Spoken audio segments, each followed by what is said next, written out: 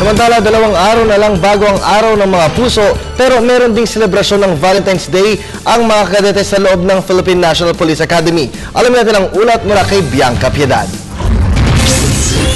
Buwan na naman ng mga puso. Uso na naman ang mga prom night lalo na sa mga high school students. Pero hindi lang mga estudyante sa high school ang meron nito. Dahil hindi pa huhuli ang mga kadete ng Philippine National Police Academy sa kanilang Valentine's Hop. Mahigit 400 PNPA cadets ang nagmarcha para sa kanilang Valentine Hop 2013 kasama ang kani-kanilang Valentino at Valentina. Nilahukan ito ng 2nd and 3rd class PNPA cadets. Ayon kay Police Chief Inspector Richie Yatar, PNPA Operation and Training Branch Chief, kailangan din ng PNPA cadets na matutunan hindi lamang ang pagiging matikas na pulis, kundi pati na ang pakikisalamuhan nila sa ibang tao. We're training future public safety officer here. And part of the training is yung total being person. Kasi dinidevelop natin dito yung humility as a public servant.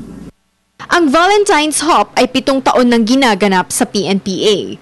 Sa halip na singsing na gaya ng ibinibigay sa ring hop rides ng mga kadete, mga tokens at bulaklak ang ibinibigay ng mga lalaking kadete sa kanilang mga girlfriend. Ang Valentine's Hop, ito yung activities ng 2nd class at 3rd class cadets. Then nag-i-invite sila ng mga bisita nila. Siyempre pa, masayang-masaya ang mga kadete dahil nakasama nila sa gabing ito ang kani-kanilang minamahal sa buhay na nakasayaw at nakasalo nila.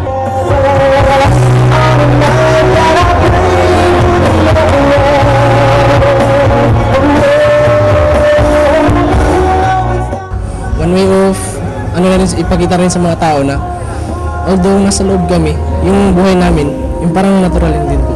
Kasi tao rin kami, yung parang kahit na training yung pinupunta namin dito, may para sa mga ganitong bagay, lalo na sa pag-ibig. Of course, happy po na ako yung in-invite ko dito.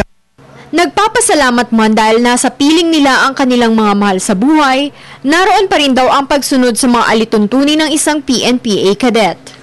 Sa camp, limited yung galaw namin mga kadete kasi naka-uniform kami.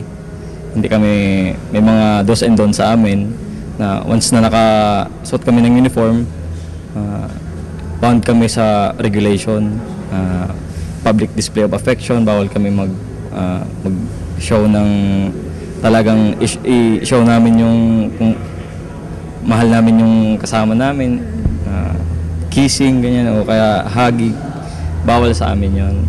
Masaya naman po. Ganun din yung nararamdaman ko na masaya talaga. Flattered. Bahagi ng paghubog ng isang matuwid at maaasahang mga pulis ang disiplina, prinsipyo, pagpapakumbaba, kawanggawa at pakikipagkapwa-tao.